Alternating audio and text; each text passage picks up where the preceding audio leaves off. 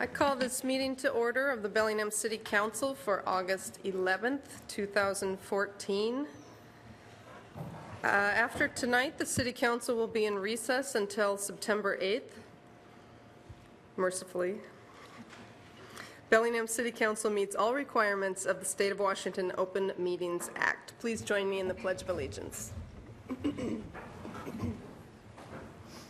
I pledge allegiance to the flag of the United States of America and to the republic for which it stands, one nation, under God, indivisible, with liberty and justice for all. Thank you. Roll call. Terry Borneman. Here. Jean Knutson. Here. Kathy Lehman. Here. Michael Lillquist. Here. Roxanne Murphy. Here. Pinky Vargas. Here. And Jack Weiss is excused. I really want to make a joke about that, but I won't.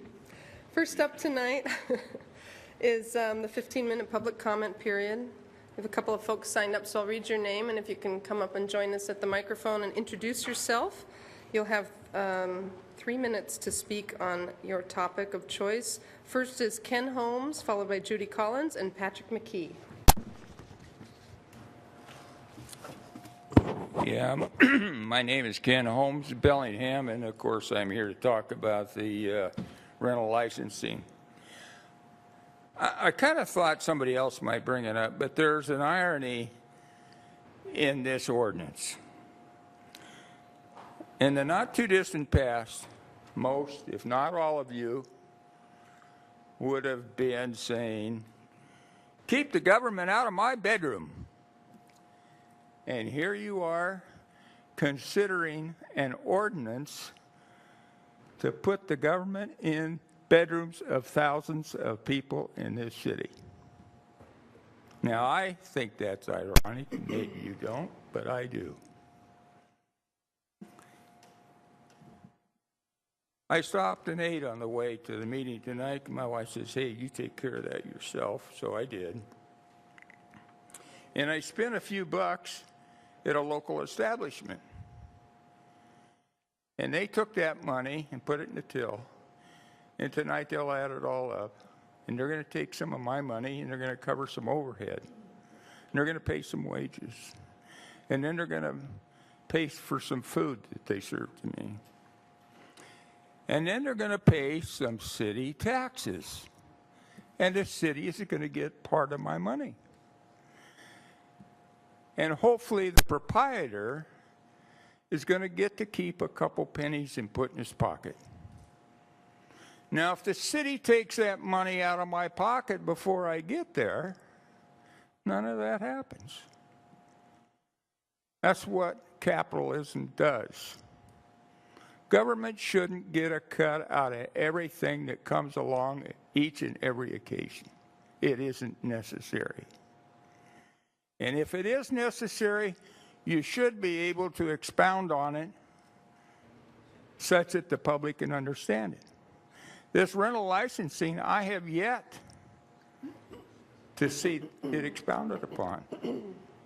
In fact, if you go back and you look at some of the committee meetings, you will see that everybody on the council, the mayor, other people in the city, have said, very few people need this on them because they're good landlords.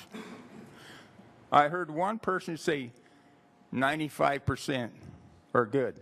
That leaves 5%. So you're going to tax 95% in order to catch up with 5%. And I just don't think that that is fair. Now, you think it might be just a couple bucks, that 5%? I mean, those few dollars for that fee? Guess what? If I'm a landlord, I look at it and say, hey, they've got penalties. Thank you, I got to Ken. prepare. Thank you, Ken. Judy Collins. Hi, I'm Judy Collins at 210 Horton Road, and I still don't have any water. But I appreciate the help that you guys have given me, and I hope there's more to come. We can solve this, and I can get some water. Thank you. Thank you, Judy. Patrick McKee, followed by Mickey McDiarmid. And if there's anyone else who would like to speak, please do come up and form a line at the door. Patrick McKee, Grant Street in the Sunnyland neighborhood. Tonight, the council will vote on a Sunnyland neighborhood plan amendment and rezone of the DOT site. I am here tonight to tell the council and everyone who is listening that the proposal you are about to vote on is not the Sunnyland Neighborhood Association proposal. It is not similar to the Sunnyland neighborhood proposal. In fact, it is radically different than the Sunnyland proposal. The Sunnyland proposal was essentially a proposal to build 28 traditional single-family detached houses. The staff proposal, which you're going to vote on tonight, would allow townhouses, cottage condominiums, carriage houses, detached ADUs, along with some single-family detached houses. It will look very different than the vision the neighborhood had for this sub-area of our neighborhood. In my opinion, Mayor Linville and her staff have abandoned the Sunnyland neighborhood and chosen to work hand in glove with a development company to rezone a sub-area of the Sunnyland neighborhood. The planning department has taken extraordinary, unprecedented steps to amend city code in order to allow infill toolkit housing in one sub-area of the Sunnyland neighborhood.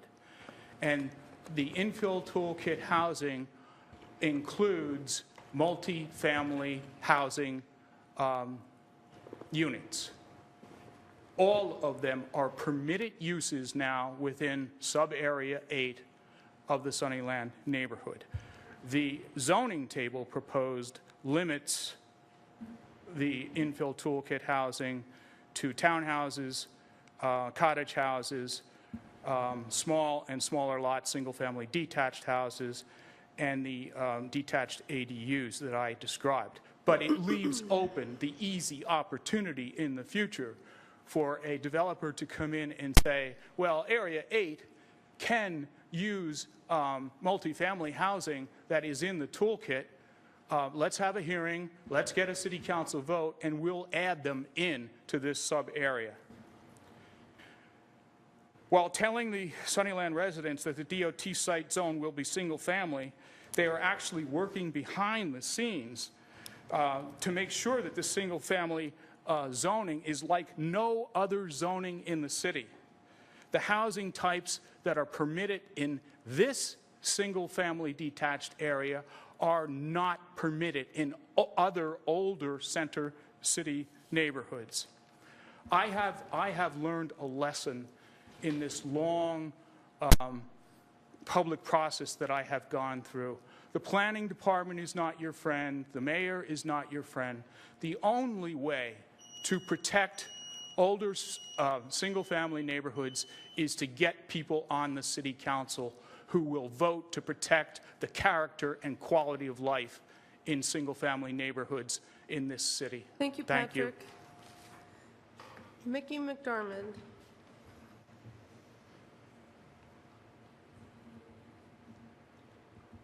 Hi, Mickey McDermott, 2629 Humboldt, Sunnyland neighborhood. I'm sure you guys all know me. The Sunnyland proposal sent to the Planning Committee has once again been hijacked to be the City Planning Department's proposal, a new version. Apart from keeping Sunnyland's designation of single-family zoning, it is the same proposal the city submitted that you disregarded. Remember, they never got proper docketing. In addition, you have changed the single-family zoning designation so it no longer is what Sunnyland proposed at all. Changed it to include toolkit housing so that cottage condos, smaller houses, carriage houses, ADUs attached and unattached, and dual houses are all permitted. You have not limited this to the number of units or percent of what can be dual houses or cottage condos. You think that by saying there can only be single-family houses along Illinois, that you have satisfied our plan. Our plan legitimately called for varying sized lots so that there could be small and smaller houses. You have also designated more housing units in our plan, somewhere in the mid-30s, not including future ADUs, which will significantly raise that number. I heard that Mr. Edelstein's looking to build now larger single-story homes. How is that in the character of Sunnyland? How does that even happen, that he can at this date still propose something new and have you say, oh yeah, that's okay? Can Sunnyland get a restriction for those so they are not prefab dwellings? Why can he even propose a change like this while you're supposedly looking at a Sunnyland proposal? Did you accept our proposal in July to ignore all of it so that it sounded like to the people of Sunnyland that you had finally gotten to see their perspective? This is not the Sunnyland proposal, and to pretend that it is, or that it is close to what we asked, is dishonorable and deceitful on your part. We're hoping that you vote no on this. Quit rushing and doing everything the city suggests and Mr. Edelstein suggests, and look at what the Sunnyland people suggest.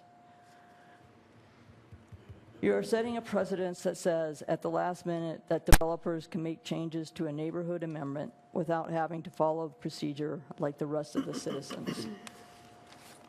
Thank you, Mickey. Is there anyone else who would like to speak? Please come forward at this time. Okay, seeing none, I'm going to close the public comment period, and we'll move into our first presentation of the evening, a presentation of the Bicycle Master Plan.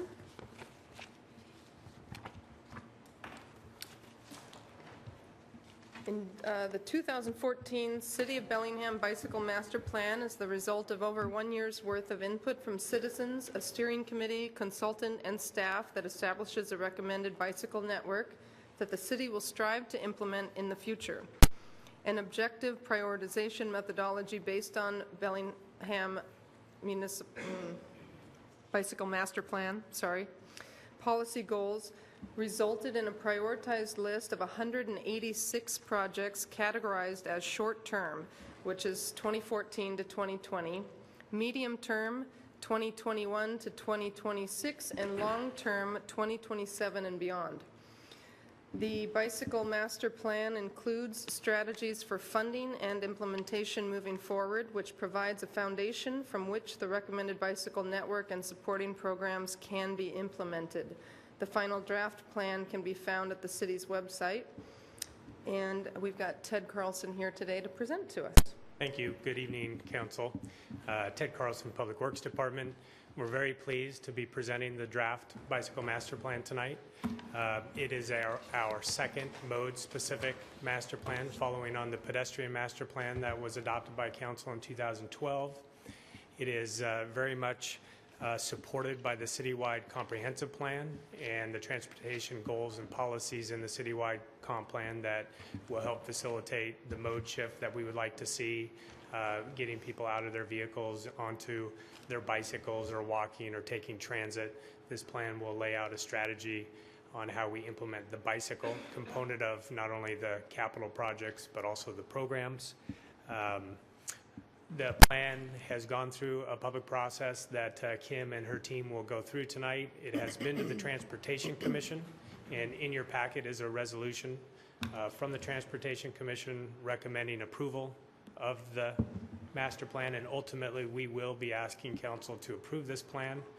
When we update the comprehensive plan in 2016, the bicycle master plan will be incorporated into the transportation element of the citywide comprehensive plan, as will the pedestrian master plan. I will be turning it over to Kim Brown. She was the project manager on this, and it was definitely a multi-departmental effort with folks from planning, parks, emergency services, and Kim and our consultant Pete Lagerway from Tool Design will be going through a pretty comprehensive presentation tonight. We do anticipate that this may go forward to a work session so that we can get into more detail, answer Council's questions, and we'll have a few weeks until your next Council meeting to compile any questions that come out of tonight's presentation or any review that you may have done on the plan. So with that, I'll turn it over to Kim, and she'll go through the presentation.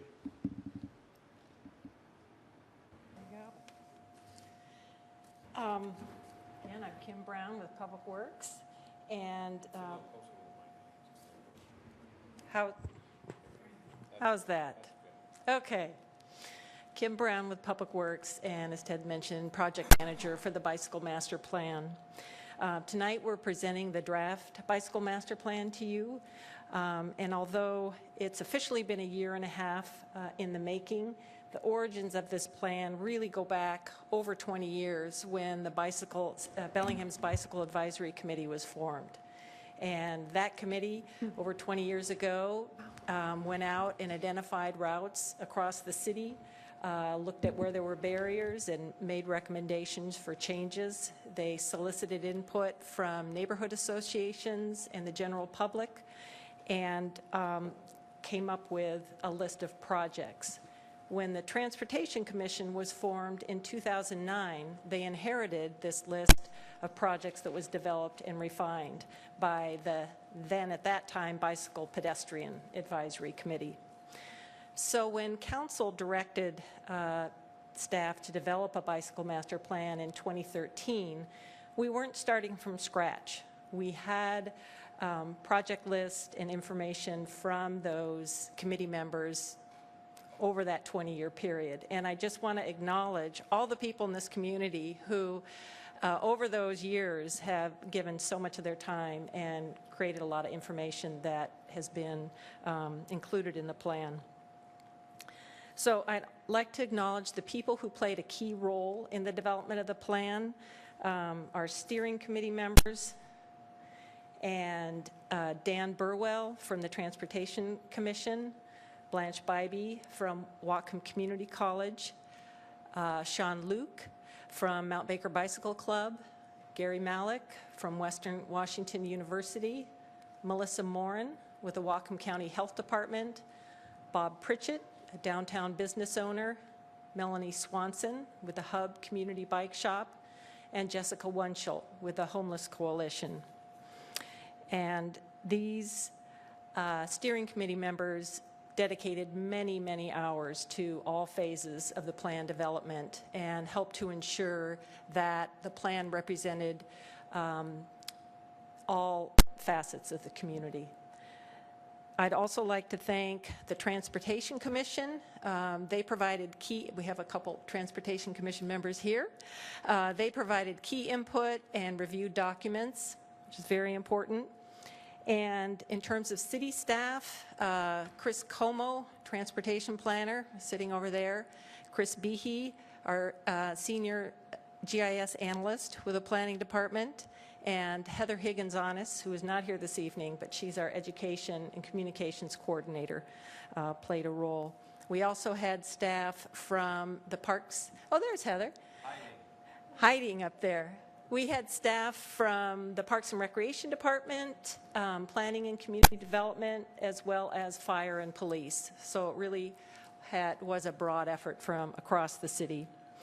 Now I'd like to introduce Pete Lagerway, our consultant with Tool Design Group.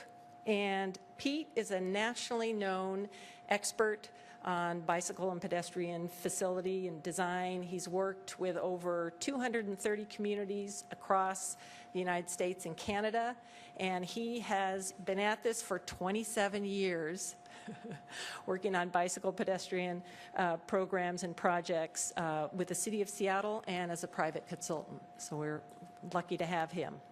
Pete, why don't you come on up?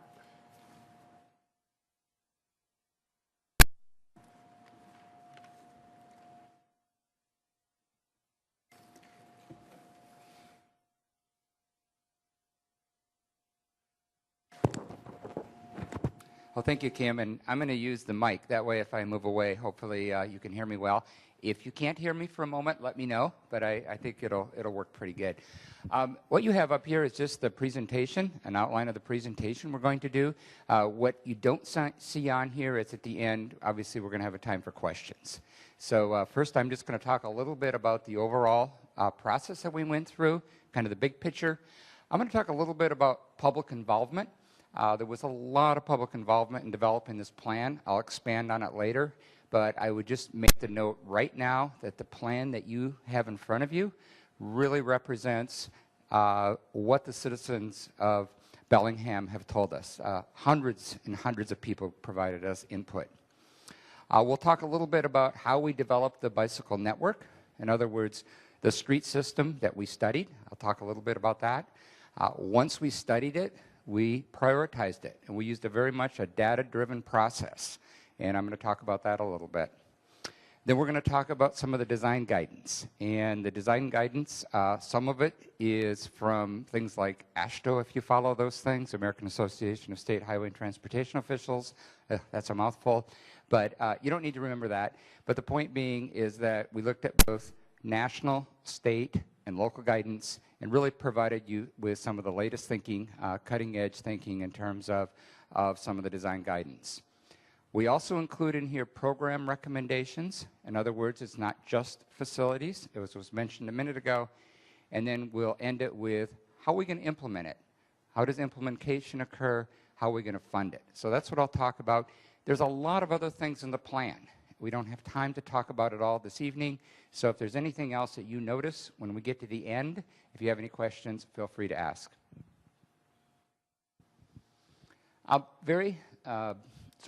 Again, the overall view, the plan development process. I always like to think in terms of threes.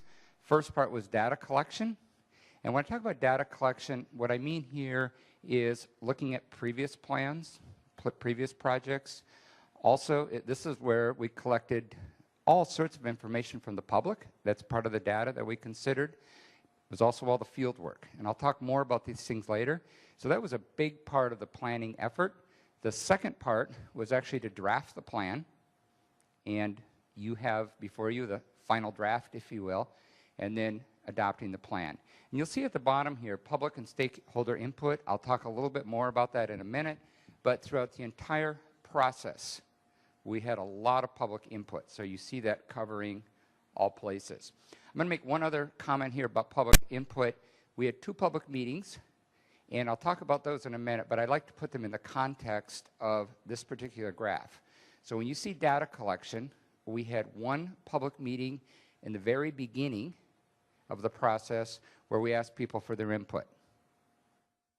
Then once we had a draft plan, we had a second public meeting to listen. Did we get it right? Did we listen to you from the first meeting? So those are the 2 public meetings. That's how they fit into this 1, 2, 3 that you see here. I'm going to have a slide about each one of these, so I'm not going to cover them in detail here in a minute. But the public involvement, the public engagement consisted of these pieces. You've already heard about the steering committee. We did 9 different focus groups. I'll go over those in a minute. We did 2 public open houses that I already mentioned. We did an online survey, and I'll go over that in a minute. And then we did another interactive map that was also online. I'll talk about all of these. This is an image that was, or a little graph that was developed in Portland, but I think it's really good. And I always like to show it right up front. It's also in the plan. And it talks about who's the target audience for the plan. And if we're going to understand who the target audience is, we need to understand the bicyclists who are out there. And one of the things that we know is that most people are interested but concerned. And what we mean by that is that these are people who are interested in bicycling, but they're a little bit afraid of motor vehicle traffic. These are the people who tell us if we had safe places to bicycle, if we had bicycle boulevards, we would bike more. So it just makes a lot of sense when you look at this graph that becomes your target audience. So you have the strong and fearless, 1%, enthused and confident, 7%, and then you jump to the 60%. So if you're going to get a lot of people bicycling in your community, you're never going to get more than the 7 or 8% unless you really start listening, if you will, to the interested but concerned. These are the people that you really need to build your network to, build your system to. So keep this in mind when we start looking at the recommendations, because the plan that you have before you, that network, the prioritization, all the recommendations go back to this particular slide as a founding, sort of a starting point in terms of how we're going to move forward. So very quickly, some of the pieces of the public involvement. Open house number 1, 120 attendees, 418 comments. All sorts of comments. We had maps where we allowed people to draw on. We asked people about their vision for bicycling in Bellingham. We asked them about what their goals were for bicycling in Bellingham. We asked them all sorts of things, open-ended questions, 418 comments. We took all of these very, very seriously. We categorized them. We used them, and I'll tell you a little bit more about how we used them. So that was in the data gathering part. Open house number 2, this is, once we had the draft plan, we brought it back. And one of the things you always notice is that you always get a few less people at the second meeting than the first meeting. By the way, Kim mentioned I'd worked in a lot of communities. This is very good attendance for a bicycle meeting. So you guys kind of blew the top off the chart here. And even to have 98 people come to the second meeting, really, really good. So you really had good participation here. And you'll notice that there's fewer comments at the second one. And I think when I looked at the comments, I realized we did a really good job of listening on the first one. And so that was reflected in the fact that people were really happy with the plan when we had the second meeting. Lots of words, lots of pie charts here. But if I could summarize this just very, very quickly, is when we did the online survey, we had 832 people participate. And what we also found is that over half of them, 51%, said they would bike more often and they preferred low-stress facilities. In other words, bicycle boulevards, greenways, places where, in other words, we were listening to the interested but concerned. Because there was a little bit of concern, if you will, that only the hardcore cyclists would respond. And based on how they self-identified and based on the responses we got, we feel like we got a really wide spectrum of responses. So we feel like we really got a good sense of what people wanted, what was going on. But clearly the takeaway message here was we really want safe facilities, places where we feel safe and places where our children feel safe. This was also online, and 634 comments. Again, very good, more than I expected. You always get a few less here because you need to be a little more computer savvy to use this one. But this one, we just asked people, where do you bike? Where would you like to bike? Where's a challenging intersection? All those kinds of things. We had 634 comments, and we used those comments to develop the draft study network. And what I mean by that is those are the roads, those are the streets, those are the arterials that we went out and did our field work on and looked at, should this be part of the network? So we took this very, very seriously in terms of developing the network. And I hope what's coming across here is that this public involvement was not something we just did to go through the motions. It is reflected in every single thing that you're going to see throughout the plan. Focus groups. You can see the list here. We talked to the Opportunity Council, got some really good feedback about the need for more safe facilities, affordable housing. There was concern about kids. Western Washington University talked about how to access the university, get through the university. Washington State Department of Transportation, major player, I-5, obviously going through the city. 11 different crossings, talked to them about that. Obviously, Parks and Recreation was very involved, simply because there's a lot of wonderful trails. This is not a trails plan, but we needed to work with it, and I'll talk more about that in a minute. We talked to the fire department. They're obviously concerned about fire access, and so it was really important we had a plan that worked for them. We talked to the police department. Again, very important in terms of safety, and I'll talk more about that in a little bit.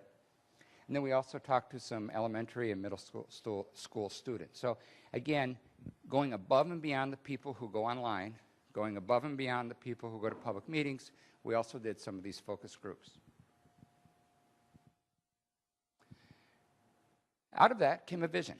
And this may be, I'm just going to spend a little bit of time on this slide because this may be one of the most important things that we developed, because it really came out of the public process, and it's really what everything is built around. So just a few key words here.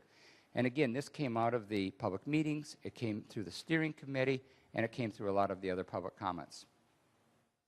The vision, bicyclists, again, of all ages and abilities, so it's really inclusive.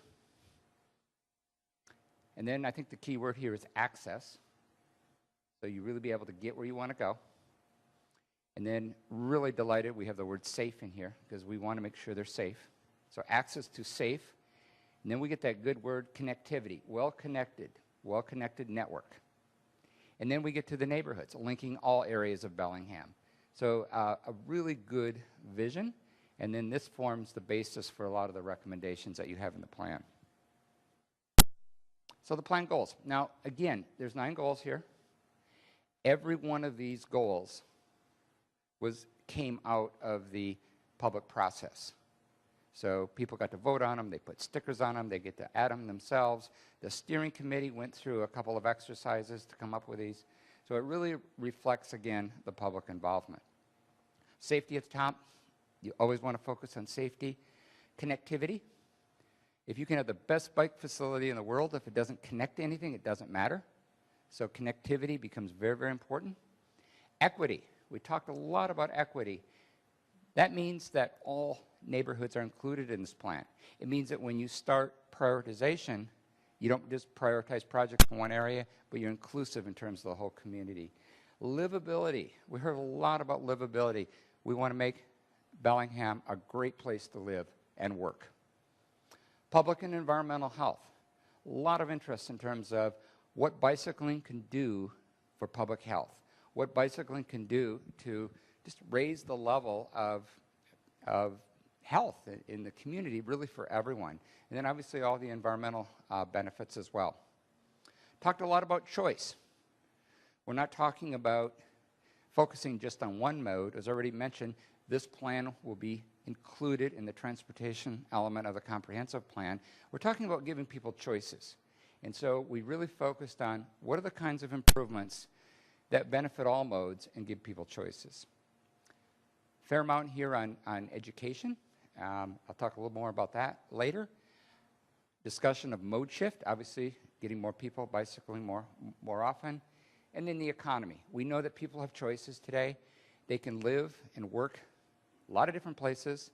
A lot of companies today are locating in communities where they can get a quality workforce, and they're going to go to those places that are great places to live. Livability, again, so there's a direct connection to the economy. So these are the goals that were developed through the public process. So some of the key elements, and I'm going to go through these in a little more detail again, so I'm going to go through these a little bit quicker here. But we have policy recommendations. I'll hit some of those in a minute.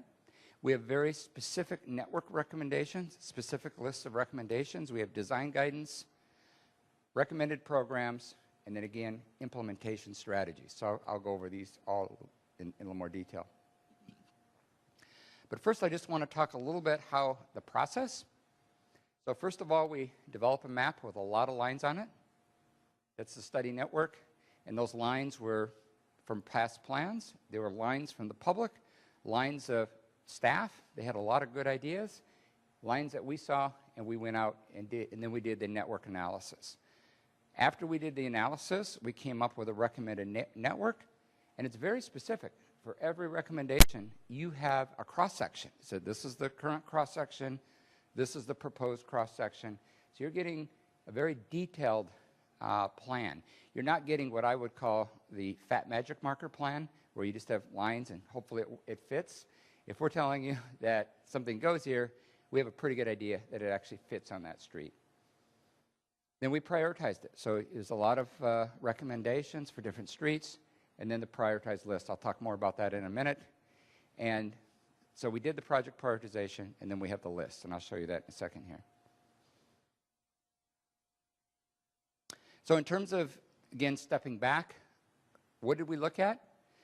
Again, we started with good work you've already done. We looked at the 2006 comprehensive plan.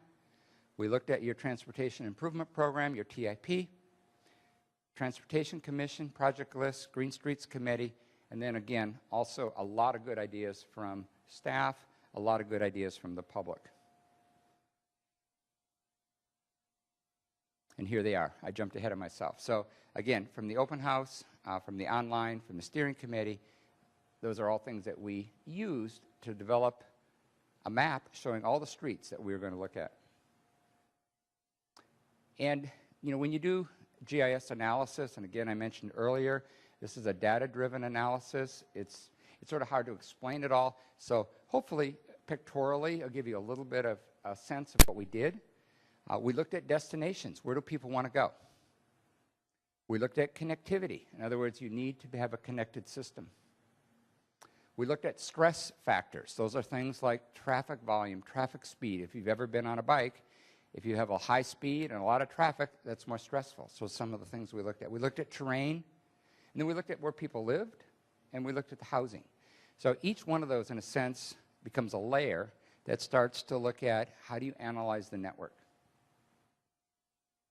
And then we did the field work. We went and looked at every single recommendation that you have in the plan. So all those long lists, we went and measured all those streets for every recommendation. Like I mentioned, there's existing and proposed. A lot of different facility types in the plan. And I'm just showing you bike boulevards first because you go back to that graph I showed you, the interested but concerned. That's our target audience. So when you start looking at what we're recommending, fully a third of the recommendations are bike boulevards. And what we mean by bike boulevard is using residential streets that are already there. And of course, what's the biggest challenge when you ride your bike on a residential street? What happens about every 5 blocks? You come to an arterial street you can't cross. So coupled with the bike boulevards is a lot of recommendations on intersection improvement so you can get across the street. So that's where a lot of the work went into. So other kinds of facilities we looked at are bike lanes. You can see the pictures here. I'm not going to spend a lot of time on this because you know, it's all in the report, but bike lanes, buffered bike lanes, climbing lanes, shared lanes, cycle tracks. You can see some of the pieces here. So a lot of lines here. You can't read it from this distance, but it's in the plan. And I just point out here that there's a lot of pink and blue. And the pink are the bike boulevards, the blue are the bike lanes, and you can see that it's very comprehensive and it really covers the entire city very well. So here's a summary. And I really like this. If you go to the percentage on the right, so this includes both existing and proposed. 44% of the recommendations are bike lanes. Bike boulevards are 31%, and you can look at the other numbers. So again, we really focused on providing that low-stress facility in terms of the bike boulevards, and then that separation with either bike lanes or buffered bike lanes.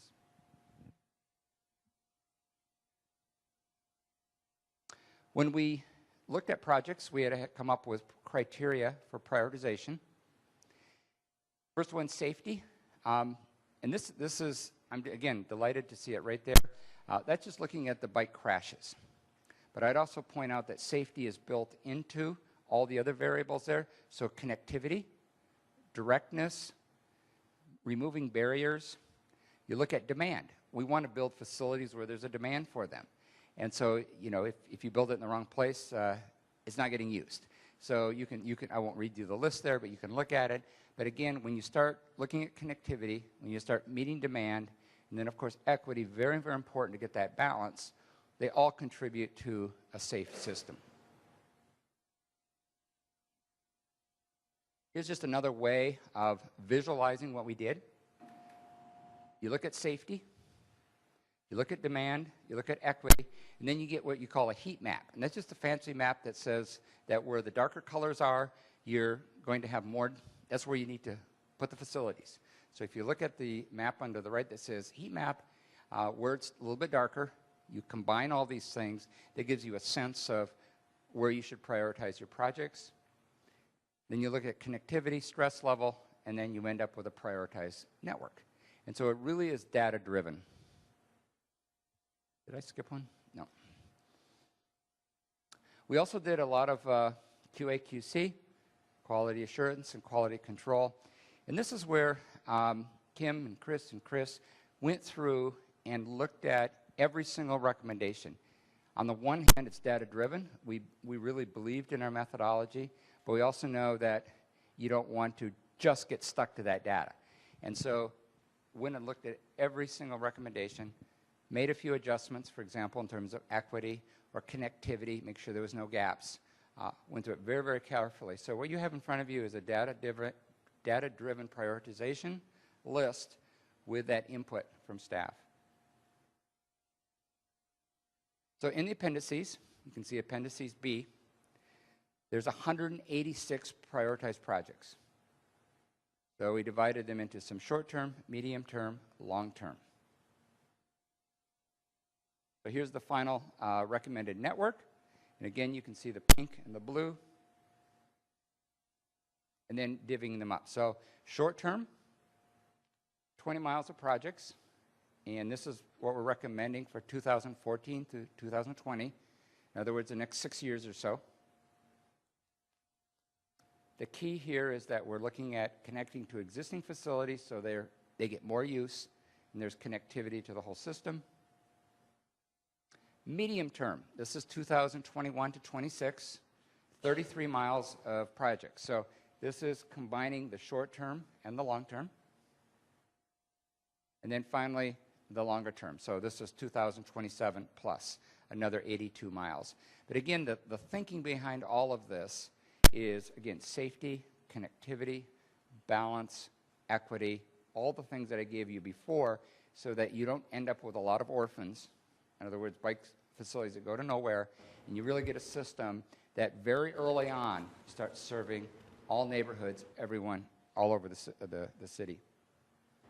There's also a section here on design guidance. I'm not going to read you all those, but just to mention that there's a lot of design guidance in the plan, and this is design guidance for things that aren't covered in other places. So this is where you get best practices. This is where you get the new guidance that just come out in the last couple of years. This is where you get sort of the latest thinking. So it gives you some guidance here that could be officially adopted at another point. So this sort of points you to where the latest thinking is going. There's, as I mentioned before, there's also a lot of program strategies, and I'm not going to go through them all. I'll just give you a quick example. But for example, on the education, it talks about the need to educate both motorists and bicyclists. In enforcement, it identifies those things that motorists do, that bicyclists do, that cause crashes. So if you want to get down your crash rates, what do you focus on? On the engineering side, there's a lot changing in the engineering field all the time. So it recommends some ongoing training and education. We did 2 workshops, internal workshops as part of this project. And then encouragement. What are the things that you can do to encourage more bicycling? And that includes working with schools.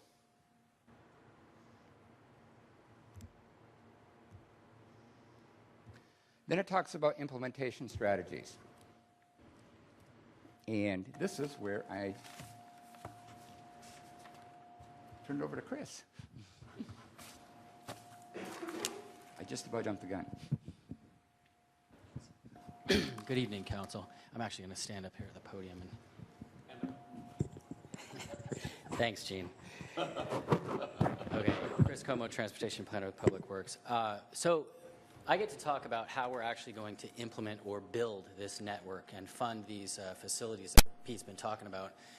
And one thing that we want to make sure we do is maintain the existing bike facilities that we have and continue to install bike facilities with all of the resurfacing that we already do. We've been doing this for a number of years. It's really the way that much of this network is going to get installed. There's a lot of opportunities for us to go ahead and put bicycle facilities in when we're overlaying streets. And like I said, we've been doing that. We've got plans to do much, much more at relatively low cost. We also have an opportunity to retrofit intersections with bike markings and signal detection, and that's part of what the plan shows.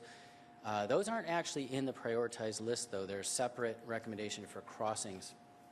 And then, of course, as we've been doing for a number of years, we want to continue to seek grant funding, and in this case for the priority bicycle facilities in here, and we've already been doing some of that. We'll talk about that in just a minute. This plan also includes a bunch of facilities. I think there 20 or 21 further study needed projects. What that means is that these are very, very important pieces of our bicycle network, but that we're not right now at this time prepared to make a recommendation for what the actual bicycle facility should be. Some of them are very complicated, lots of conflicts involved, whether it's driveways or intersections or other things like the freeway. And we need to spend more time looking at those before we can come to a conclusion, make an actual recommendation. What we'd like to do, and I'll talk about this in a little bit, is try to make sure that this stays on the front burner, so to speak, and not lose sight of these. We don't want these to get put on a shelf. They're important pieces of the network, so we need to make sure we fund the studies that are needed to get to the recommendation.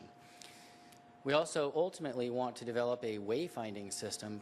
Pete mentioned that you can build bike facilities, but if they don't connect to anything, they don't really mean a whole lot. And it's kind of a chicken and egg situation. Once we get some connectivity going, we have to direct people to different destinations and places on the facilities and the network.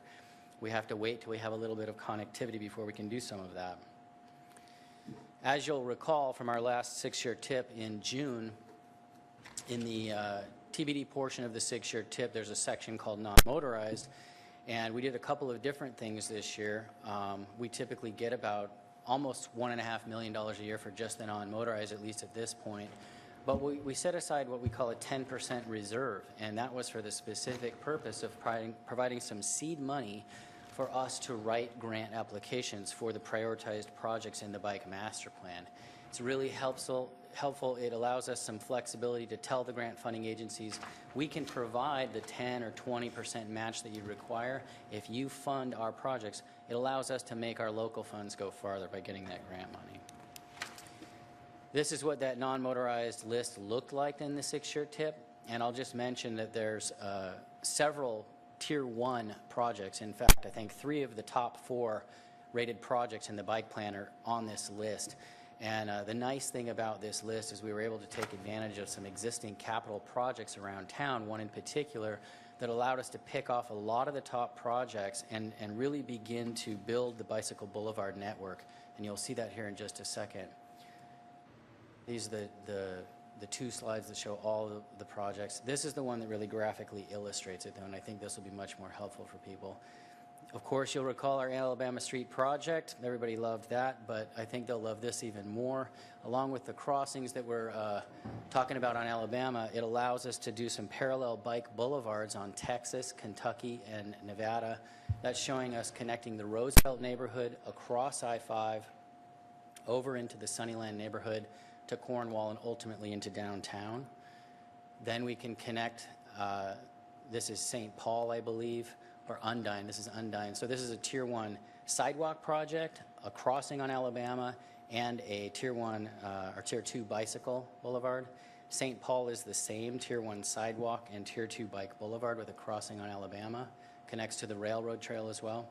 Illinois, I think, is the number 2 ranked project.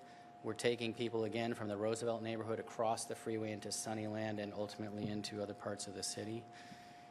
Gives us the opportunity to connect Ellis as a bike boulevard, again with this is Grant Street, with a crossing at Grant on Alabama, and then down to Ohio, near the high school and the food bank. And then Michigan, over on the east side of Roosevelt, again, a crossing of Alabama and connecting to the Texas Bike Boulevard that we mentioned earlier. Lincoln Street comes off of Lakeway and goes downhill and then crosses underneath I-5 and connects to the meter bike lanes that we built a few years ago, and again into the downtown area. Really important crossing of I-5 here. So we've got 3 crossings of I-5 just in this project list. And Ellis Street, another crossing on Alabama and connecting the back of the high school and the food bank there. So what you'll see with this slide is that with one capital improvement project on our 6-year tip, we were able to combine efforts to build all these bike boulevards and start building that network and getting people across town and across the freeway. Oh, I'm sorry, there's one more. Moore Street on the east side of the freeway, another crossing of Alabama and tying again into that Texas Street Bike Boulevard. So this is where we really get into the aspect of connectivity and mobility across the city and removing that barrier of Interstate 5. So again, I've already talked about TBD and how important that is to helping us get some of these non-motorized facilities in place. One thing that we're going to have to start looking at is up until this point, our non-motorized funds have primarily been going to pedestrian infrastructure because we've had the pedestrian master plan for a couple of years. And the reality is that the cost of building sidewalks is much, much higher than the cost of implementing bicycle facilities. As you can see here, it's about $500,000 per block if you do both sides of a street, whereas a bike boulevard you can put in place, depending on circumstances, for as little as $35,000 per mile. There's other things you can do, like we mentioned earlier. You can do some of these things while you're in the process of resurfacing streets. In the case of bike lanes, we've done a number of these where we're already out doing work. There happens to be physical space. The bike plan recommends a bike lane. It'll get implemented with that resurfacing project. So a lot of the bike plan will actually probably get implemented a lot quicker than what we've been able to do with the pedestrian master plan. And that's a good thing. Cycle tracks are another type of facility that are addressed in the bike plan. And we don't have very many identified in the prioritized list at this point, but a number of the complex further study needed projects could in fact become cycle tracks if those prove to be feasible. We simply don't know yet. One thing you're going to see from us is an annual report, basically us telling you how we're doing, what kind of progress have we made over the past year. What we do each year right now is we issue this report called the Transportation Report on Annual Concurrency. That's been expanding over the years to include all sorts of things. It's now going to contain the biennial monitoring report that's required for the waterfront district. It's been reporting the network completeness for pedestrian and bicycle facilities. And we're going to change the name to the Transportation Report on Annual Mobility to just reflect that this is about all modes. It's not just about one regulatory function like concurrency, but we're going to be able to report all sorts of performance measures and tell you where we're at, make some recommendations for where we need to go, and hopefully it'll provide a lot of information to help people understand where we're at and what we've been able to achieve. The bike plan is an ambitious and comprehensive plan. I think it costs about $25 million. Just as a reference point, the pedestrian master plan was about $250 million of facilities. It is going to become part of the city's overall transportation element, and that's per the Growth Management Act. It requires bicycle and pedestrian plans. Fortunately, we've already gone a long way toward that with our existing element. But everything that's in there right now with the transportation element in terms of non-motorized facilities will be replaced by these mode-specific plans. When we finish updating the transportation element, these will quite literally become subcomponents of that. And so everything we're doing here with goals and policies also helps to fulfill the City Council's legacies and commitments in terms of mobility and connectivity options. And the bike plan, as is the pedestrian master plan, is a living document. It will get updated because it's part of the comprehensive plan. Every 10 years, we're required to update the comprehensive plan. So we will be trying to implement as much of this as possible, and when we get to the update point, we'll take a fresh look at it, update it as needed. Things change. Cities are dynamic. You can't be static. So the plans will continue to be updated as well. And with that, I'm going to hand it off to Pete to wrap it up. Just a very, very quick comment at the end. One of the things that you may or may not know, but Bellingham already has one of the highest bicycling and walking rates in the entire state. And so when you implement this plan, you're just going to blow everybody off the charts. You're going to be number one. So I just leave you with a real strong sense of optimism. And really three things. One is that this plan really represents what I'm going to just call the will of the people. There was so much public input. And I've worked in a lot of communities, and I've found that some plans go on the shelf, and some get implemented. And the ones that get implemented are the ones that really have this level of public involvement. So I'd be very optimistic about that. Secondly, in terms of implementation, as Ted mentioned, it really had the involvement and support of all the different agencies that and departments of the city of Bellingham. If you don't have that, it still can have a challenge getting implement. You have that. It's ready to go. And then thirdly, you just have fantastic staff.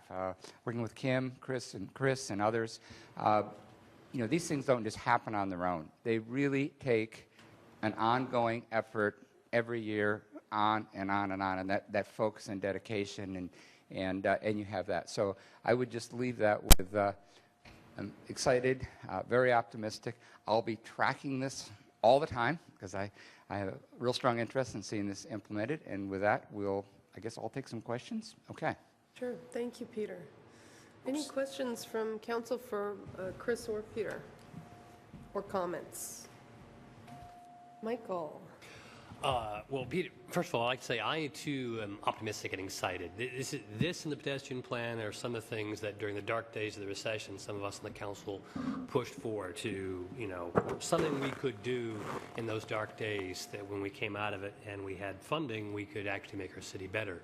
I guess I want to make one comment, which is that I'm not sure I agree with the short-term projects timeline 2015 to 2020. I think that's way too long. I think that I added up all the projects, and it was $1.6 million, and that's barely more than 1 year's worth of funding. So it doesn't include the to-be-studied ones. So there are the numbers in there. But I think we ought to be through with the short-term list well before 2020 and into the medium-term list. I do want to ask a question, though. I'm not sure I'm there with bike boulevards. You start out by saying that 60% of people are the interested but wary. They're looking for low stress, as you called it, safe routes. Why are bike boulevards that? They're paint on a street. They set both riders and drivers' expectations differently, but they're not actually a physical barrier. They don't make you safe in a physical sense in the same way that a buffered bike lane would or any other kind of physically separated bike lane would. It seems to me that where people are most afraid or most concerned on arterials is where you would most need that kind of activity. Do bike boulevards really satisfy that low-stress, safe route for people? Sure. It's a good question, and of course, it doesn't solve it for everyone. You know, everyone's different. But what we do know is that it solves it for a lot of people because when we put them in, they're very busy. And I always have this sort of axiom that people vote with their feet. And what we know is we put in bike boulevards, if we manage the speed, if we provide some good wayfinding, and if we create a good way to get across the arterial streets, and because most crashes occur crossing the street, if we do those pieces, we know that people use them at really high rates if they have connectivity. The attractive part of bike boulevards is that they're relatively cheap, as Chris pointed out, and so you can get a lot of value very quickly. We could go in and put in, say, a cycle track, but cycle tracks are extremely expensive.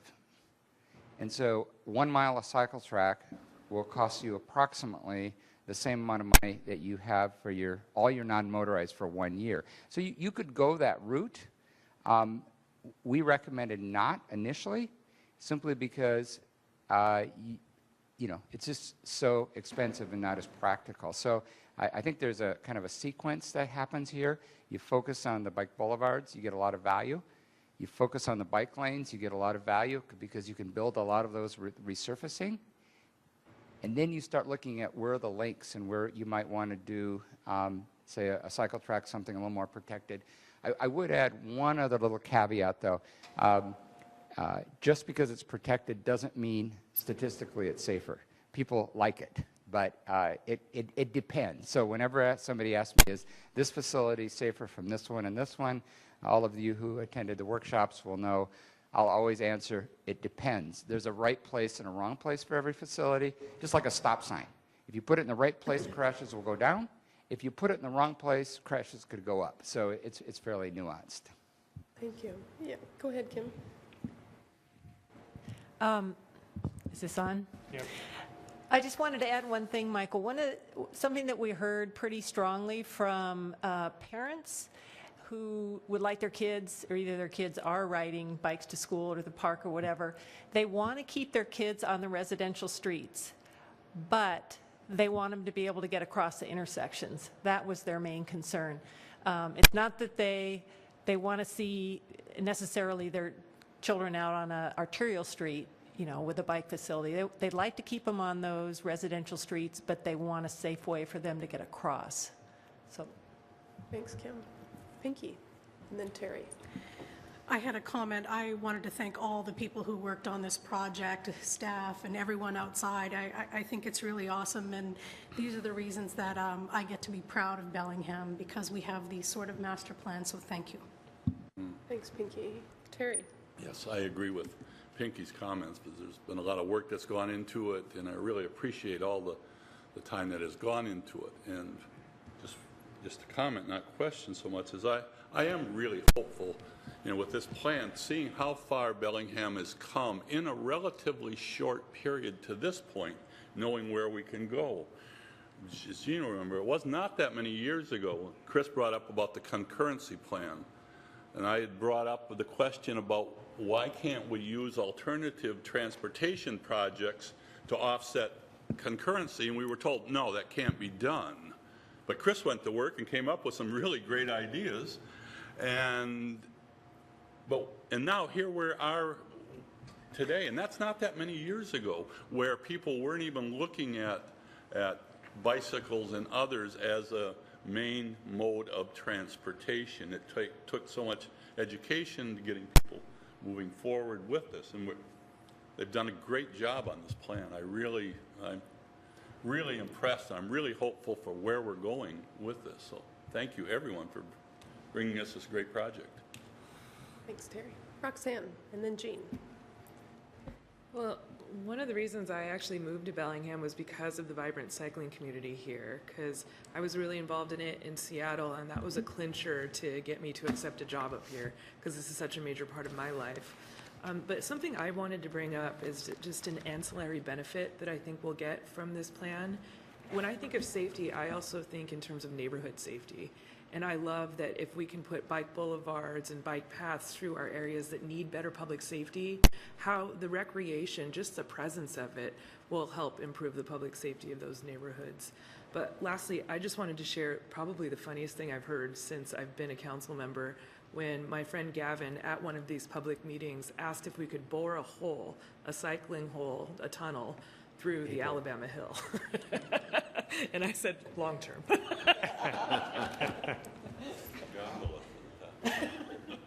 Jean. Thanks to everybody who put this plan. This is a very well-written plan, and I really like the executive summary where the goals are safety and education.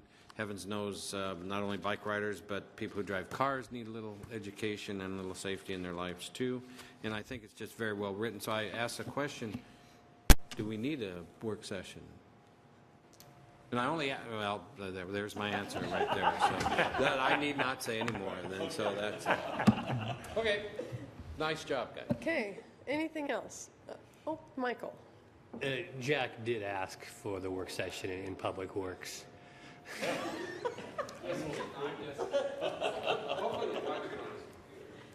I doubt he's watching right now. I too have some questions, and I'll save most of them, but I wanted to ask one question right now. It had to do with your methodology.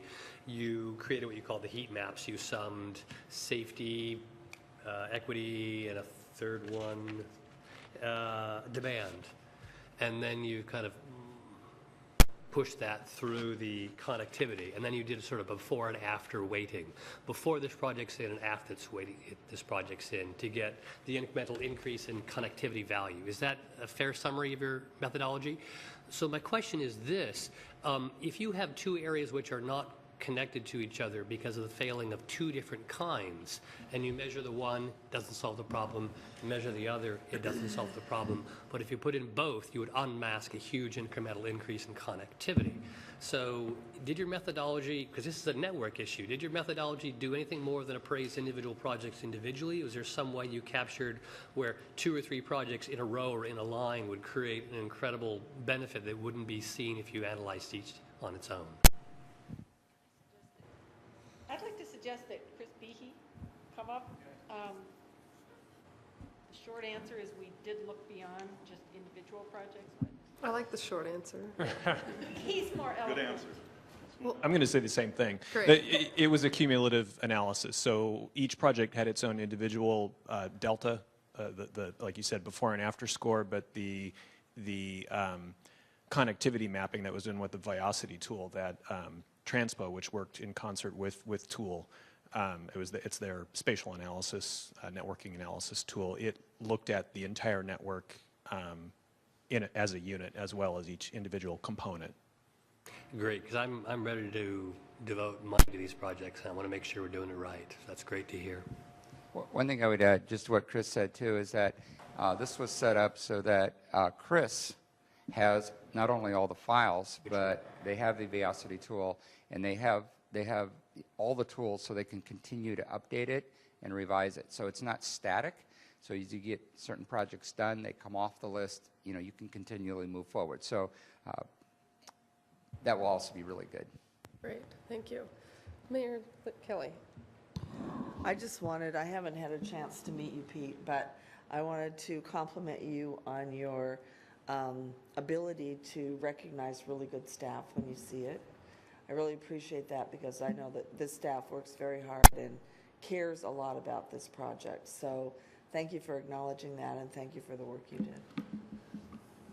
So in terms of next steps, Yeah, so if it works for council, we would propose that we would schedule a work session at your first meeting in September. And if any council members have any questions that you would like to get to us prior to that work session, that would be great. Otherwise, we can just have, we would not have a formal presentation.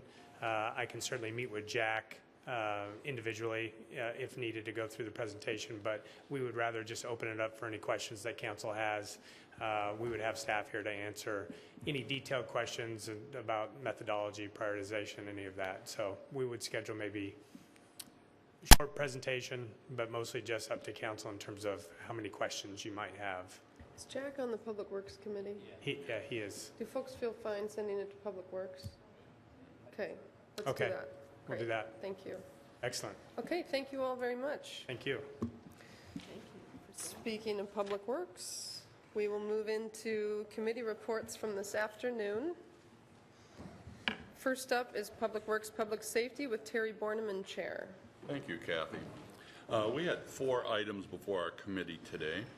The first was a bid award for the Lake Whatcom right-of-way retrofits, a water quality improvement.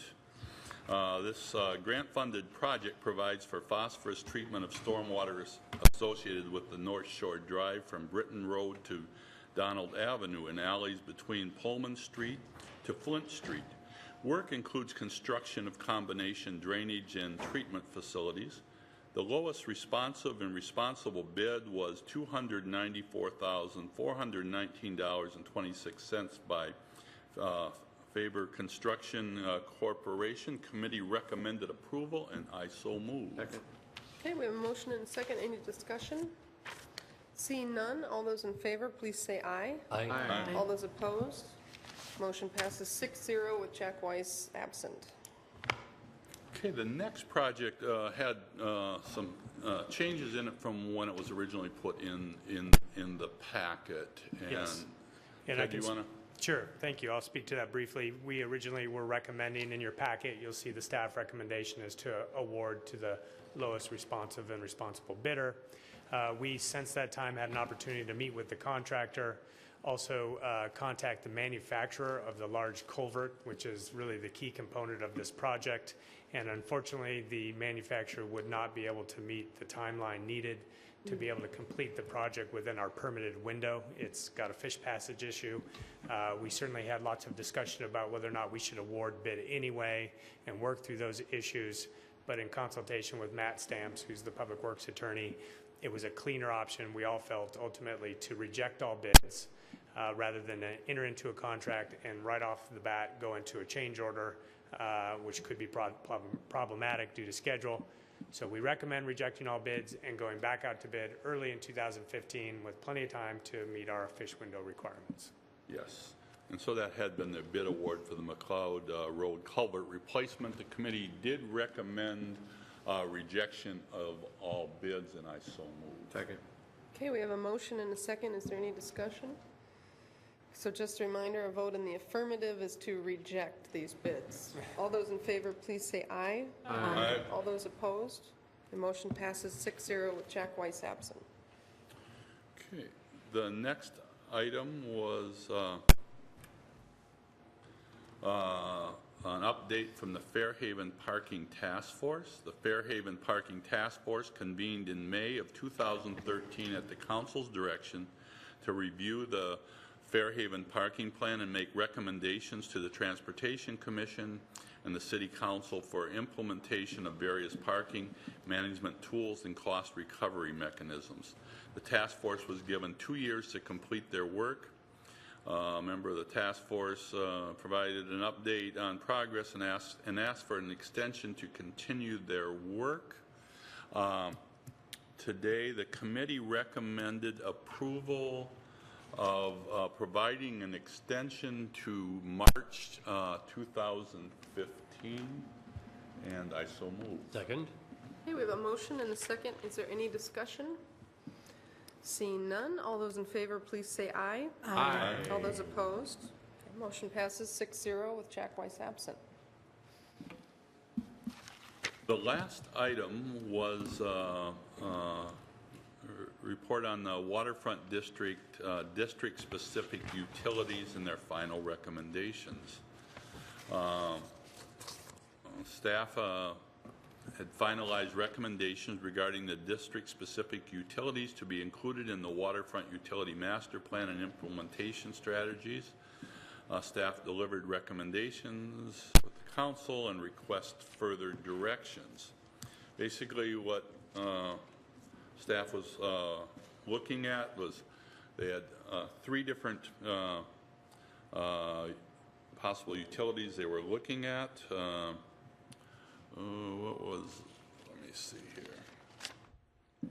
I can go through it too, Terry, Yes. if you'd like. Yeah, Yep. so That would be good. ultimately what staff was recommending was to provide direction to staff to move forward with, as part of our utility master planning process for the waterfront, move forward with analysis on the district heating. That made sense in our preliminary analysis that we should move forward with that and do it in looking at the delivery would be a public-private partnership, potentially going out and having a private utility run the district heating. We also are recommending moving forward with the non-potable water system, which is for outdoor watering, potentially toilet flushing. That also made sense in our feasibility analysis, so we would ask that we move forward with that as part of our general planning. The third utility, which at this time did not necessarily pencil out given the limitations that we were considering, was district hydro, micro hydro, and that really came down to how we needed to manage our water right on Lake Whatcom and really isolating that from the Middle Fork right, given those constraints. At this time, we're recommending that no further action as part of the utility master planning, but rather we kind of keep it aside as a project that may make sense in the future if some of those parameters change. And so they were asking for direction with that, and our committee agreed with those recommendations, so I would move that we, Council of the Whole, approve those directions. Second. Just to clarify, was there a recommendation from the committee? Yes. No, yeah, and I apologize, I didn't make it as clear earlier this afternoon as to what we exactly were looking for, but I believe the committee. Yes, we didn't make a motion. Yes. I think it was to pursue further feasibility in consultation with private partners for those involved in a private-public partnership. Okay, great, for the first 2 projects. Yeah, well, the second one was actually public, not public-private. Okay. Yes. Okay, and so you have moved that? Yes. And was there a second? Yes. Gene? Okay, so we have a motion and a second. Is there any discussion? Seeing none, all those in favor, please say aye. Aye. All those opposed? Motion passes 6-0 with Jack Weiss absent. End of report. Thank you, Terry. Next up, we have the Planning Committee with Roxanne Murphy chairing for Jack Weiss. Thank you, President. We had one agenda item for the Planning Committee, and it was consideration of an ordinance to rezone approximately 4 acres of land in areas 1, 1A and 8 of the Sunnyland neighborhood. And this afternoon, we had some good discussion, and afterward decided to unanimously support the staff's revised rezone proposal with some changes from the developer, and I so move. Second. Okay, we have a motion and a second. Discussion, Jean, and then Terry. Yeah, so I want to start out by, first of all, talking about when we docketed this many years ago. It was 2 planning directors ago, it was 2 mayors ago. So to unleash criticism at Mr. Alcott and the mayor, in my opinion, is not fair, because all Greg has tried to do during this whole process is work something out. So I'll start there. I agreed, we docketed, we were told not to docket it, we docketed anyway, and it floundered. We docketed again and it floundered. Well, now we come up with a proposal that Patrick and a few others are not happy with. But let me remind people, when something is docketed and gone through the proper planning process, you always don't get everything you want. Nobody gets everything they want. I received phone calls from people in the neighborhood who said, get the toolkit out of there. So I tried to get the toolkit out of there. Then I got calls from the neighborhood saying, keep the toolkit in. And then Mr. Edelstein said, okay, we'll take the toolkit. And now we're getting in more criticism. So that's why we're sitting up here to make the decision. I think overall, this plan is the best we can come up with. Because if we don't pass this plan tonight, nothing happens. The DOT site is an ugly-looking site the way it sits now. Coming into Bellingham and driving past that, it looks horrible. And whether people, you know, one thing I want to say, and I've said it before, we got to quit demonizing builders. I mean, they call them developers, they're builders, whatever you want to call it. But we got to quit demonizing them. Dave Edelstein's been building homes in this community for 30 years. We read an article a week ago that one of his representatives said if we had the toolkit in there, he wouldn't build anything. Well, now he's come forward and said he wants to build something. So let's work with him. He's going to have to come forward and bring his project to this community. So I cannot vote no, because I do not want to put this staff through any more of this. It's gone on for 8 long years. We take a step forward, we take 2 steps back. And I think we've got the best we can get. I don't think we're going to get any more. And I just feel that right now is the time to move on, because if we don't, and this continues to go on, I just feel it's gotten to become everybody versus the developer. And after all, he does own 4 acres there, whether they like it or not. And I just think the staff, Greg has done everything he could, and I don't think anything's been done behind the scenes. We learned about this morning. I think this is yet again another way to try to make this all work. So I'm going to be supporting the motion. Terry and then Pinky. And I'm going to be voting against it. The more I think about it, I have to agree with Patrick that, you know, a few meetings ago, the committee recommended putting forth the neighborhood's plan, and most of the work that went into it went into developing an alternative plan, not what was asked for. The developer asked that we not mandate the toolkit. We're going to mandate the toolkit. The neighborhood asked, you know, things, we ignored what they said. I just don't think, you know, this is a real special project to push this, the toolkit, and I really believe this is the first step towards going after a whole lot of different neighborhoods, older neighborhoods, in terms of trying to push something on the neighborhoods that they don't want in the single-family neighborhoods, and it's just the beginning. And so I can't support it. You know, the neighborhood's not supporting it. If it would have been some of the modifications that we brought forward, I could, but with this one, I just can't. So I'm not going to support it. Pinky. I am going to support it, and I've been on council for 8 months now, and pretty new, learning things and always reminding myself not to take things personally, that they're not directed to me. But tonight I did. And I want to say something about that. You know, from Every direction we receive input on how badly we need more housing. We need more rental units, we need more housing, and especially in regards to low income. And every time the council or the city tries to make that happen, we get, hold on, not so fast, and not in my backyard. We have very few places to build in the city limits. The city staff and council have goals to meet in regards to the demand for our population growth. And I feel the city staff and council bent over backwards to work with the Sunnyland neighborhood to find compromise. I resent the implication that we ignored them or we were not listening to the Sunnyland neighborhood's input. To be truthful, I really wanted it to be multifamily. I wanted to have more housing there, but I changed my vote to accommodate their desires. I know a lot of great people who live in rental housing, duplexes and townhouses, and we all have to live together.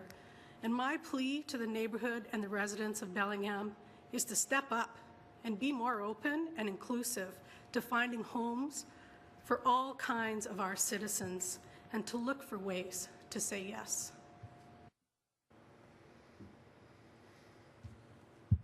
Michael. You can tell when it's a difficult decision because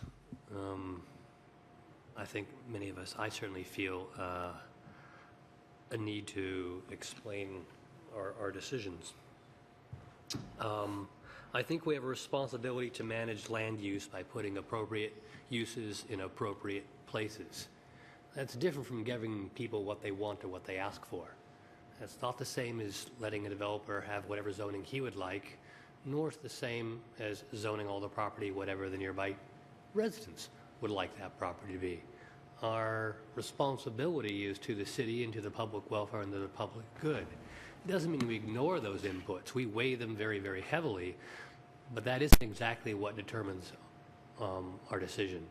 And if we vote for just one of those considerations or the other, I don't think we're doing our job.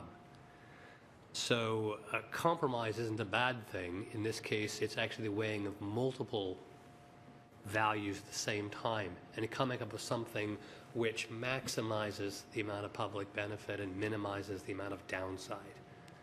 I think that's what this proposal is under the current situation, particularly given the history of this and given how for the last 6 years the proposals have not been that far apart. And we haven't moved so far apart. So I disagree with the characterization of how radically different these are. These are different shades of similar.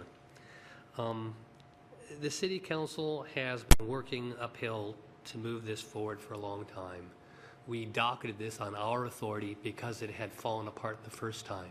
We docketed it because we wanted to make it go forward. We are now overruling our Planning Commission's recommendations because they didn't understand the legal issues the same way we do. So it's not like we've backed away from this or taken the easy road out. We have been working hard to come to a solution. And I'm proud of that, and I'm especially proud of, well, people like yourself, Greg, who've taken on the third or fourth person who's been helping to lead this project forward. Each one of them, I think, a competent professional dealing in a difficult situation. This is not a single-family neighborhood. It is right next to a single-family neighborhood. I don't think it needs to be a clone of the neighborhood it's right next to, but it needs to be appropriately characterized so it doesn't harm the single-family neighborhood that it is next to. And in my mind, the infill housing types that are basically single-family homes by a different name are exactly the right sort of things that can be next to a genuine older single-family neighborhood without actually harming it, potentially adding to it.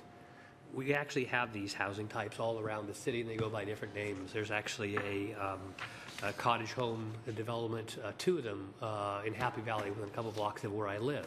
One was intentionally built that way, one was sort of accidentally built that way. They're a little larger than cottage homes, but they're built like a cottage home around a common shared access point. Very, very nice homes. They do not destroy the neighborhood. They're some of the nicest homes, newer homes in the area. I think that the infill housing types here will not be harmful to the neighborhood. I think they will be beneficial to the neighborhood. The devil's in the detail. If the development doesn't turn out to be a good one, I don't think it's because we've zoned it improperly. I think it'll just have to be with however the developer goes forward, whether they cut corners or do it right, and that's out of our control. It is always out of our control. We do not ever up here in the City Council determine the quality of projects. We set zoning guidelines, expectations, and standards, but we don't build any of these projects, and we're not in charge of how they turn out. The last thing I want to say after telling you that I will be voting in favor of this proposal is please don't fear your new neighbors. They will be people just like you. They will be good people, maybe some of them not. They will be good for the neighborhood too in the end. I believe it. Anyone else? I don't think there's much to add. I guess I'm just going to add, I think I'm the only one on this council that rents. So I'm a renter. I admit it. And, I've lived in, I think, 9 different neighborhoods. So yeah, I've moved around a lot. But because I love every neighborhood. I've had a wonderful experience in my time in many different neighborhoods, and it's hard to choose. There are wonderful places to live in this community. I just bring that up, I guess, to add, it isn't, we don't need to demonize fear of the unknown or, nobody's bad for loving their neighborhood and not wanting it to change. But our responsibility here is to plan for the future and to make, to look out for the quality of life of every single person who lives here, whether or not they own their home or not. And I believe that is what we're doing by voting in favor of this, and I will be as well. Is there anything else anyone wants to add? Okay, Roxanne. Grand finale. So I live in Sunnyland, Iron Street. I'm very proud of my neighborhood. And not in a New York minute would I want to approve something that would be a detriment to the neighborhood that I love, the neighborhood that I support, and the neighborhood that I increase public safety within. I believe that the developer is going to come forth with great plans for this area that's going to accentuate our neighborhood, make it a more attractive and desirable and safer place. These are the things that I want. I feel like it's our job to create safe and livable neighborhoods, not to promote eyesores that will sit there in dilapidation, getting worse and worse over the years. So to me, I just beg our entire community to end the animosity between the developer interest, the community interest, and the city interest. Neighborhoods redevelop like this through compromise and cooperation, and I just hope that that's the way future projects will go. My vote will be yes. Okay. So we have a motion and a second for consideration of the ordinance to rezone approximately 4 acres of land in areas 1, 1A, and 8 of the Sunnyland neighborhood. All those in favor, please say aye. Aye. All those opposed?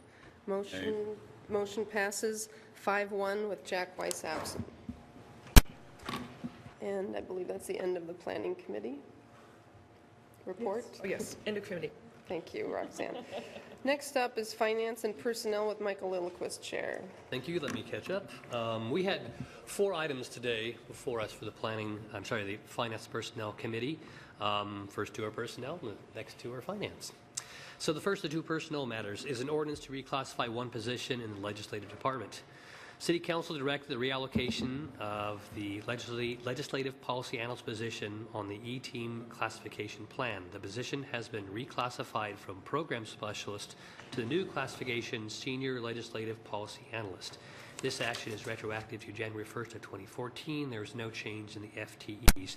Basically, the duties that we would like to assign to the policy analyst are different than the old job description would allow or matched. And so that's why the reclassification is occurring.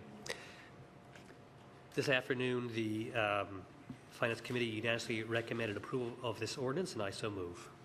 Okay, we have a motion and a second. Is there any discussion? Seeing none, all those in favor, please say aye. Aye. All those opposed? Motion passes 6-0 with Jack Weiss absent.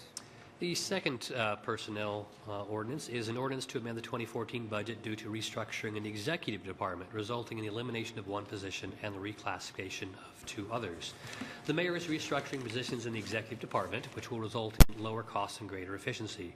The communications manager position will be reclassified from program manager 2 in salary grade E16 to communications director in grade E17. The executive coordinator position will be reclassified to PM2 to deputy administrator and placed in the E-team administrator section of the E-team pay plan. One FTE is eliminated by the communications director, assuming some of the duties of the community outreach specialist position. This afternoon, there was a mixed recommendation, 2 for, 1 against, to recommend approval of this ordinance, and so I would turn the discussion over to you, Kathy. Great. Okay, so we had a recommendation from the committee to approve this ordinance. Is there a second? Second. Okay, any discussion? Yes, Terry. Yeah, I voted against it this afternoon because, and before I make any other comments, I want to make sure it's very clear, the 2 people that are affected by this, I have the greatest respect for. Their work, them as individuals, so it's got nothing to do with them. But this is the second time in 2 years these positions have been reclassified and their salaries bumped significantly. And the mayor has the right to restructure her office any way she wants and restructure how it's done. But I guess I've got a problem with the reclassification again of positions. You know, this is the 3rd different class in 3 years, and coming in the middle of the year instead of coming up on the budget for discussion. So the more I think about it, we're talking a lot of different, big salary increases very fast, and the changes, and I can't, in good conscience, looking with all the other bargaining and all the other employees, what they do, and changes and what we ask for people to do, I can't vote for it. Any other comments? Michael? Well, Terry, I'm not too different from you. I'm sort of skeptical you can take 4 well-paid people and have the same work done by 3.5 even better paid people, but I think that's the mayor's call in this case. Who knows and trusts and will oversee those employees to do the work that she expects of them. So I'm skeptical, but I guess in this position, I think it's appropriate to defer to the mayor to how she organizes her own department. Terry. And Michael, I totally agree. It's up to the mayor to ask her employees to do whatever she wants to do in whatever manner and however quickly she wants them to do it. You know, this is part of the executive team, the 3 management parts of the mayor's major part of the office. Do I have to approve at this point another, and I say that, another big pay increase? That's different than, that's not necessarily the mayor's call. The mayor's call is what it does. It's our call whether we approve. But that's up to us. Okay. I guess I'll just add, yeah, I see your point, Terry, but I am in Michael's camp on, to me, the mayor needs to accomplish things and she needs to pay people at the right scale that's appropriate for what she's needing, and there are scales for a reason. There are scales that match job descriptions and qualifications for a reason, and these fall within them. They've been vetted by HR.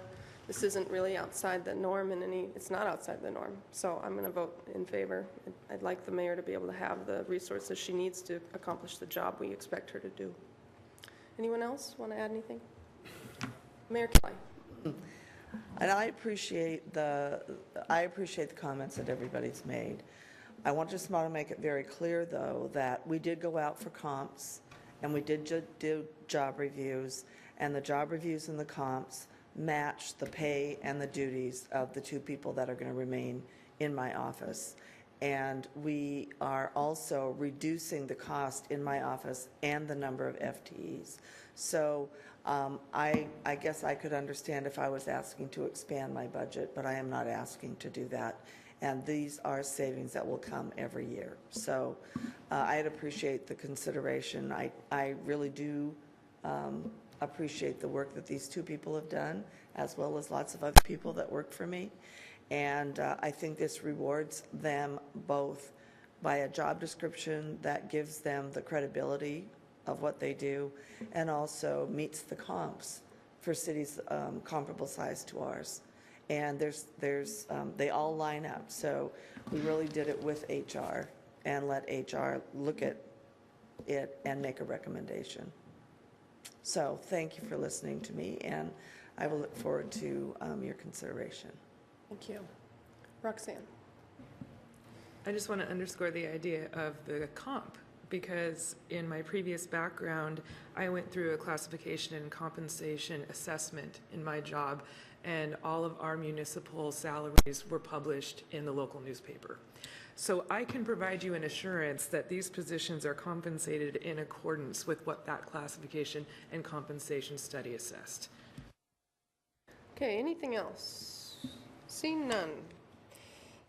We have a motion and a second to amend the 2014 budget due to restructuring in the executive department resulting in the elimination of one position and the reclassification of two other positions. All those in favor, please say aye. Aye. Aye. All those opposed? Nay. Motion passes 5-1 with Jack Weiss absent. The next two agenda items are both related to public access television. The first one is for training for members of the public to create content for the public access channel, and then the second one is for equipment for the public to use. So, an ordinance appropriating funds from the estimated ending restricted reserve in the Public Education and Government Access Television Fund to appropriate funds for the Public Access Television pilot training program and startup expenses. This is a staff request following Council's action to begin Public Access Television Service Pilot Program. It's for an increase in appropriations from the PEG Franchise Fund to pay for training program expenses, $30,000, and other startup expenses, $5,000. This afternoon, the committee recommended approval, and I so move. Second. Okay, we have a motion and a second. Is there any discussion? Seeing none, all those in favor, please say aye. Aye. All those opposed? Motion passes 6-0 with Jack Weiss absent.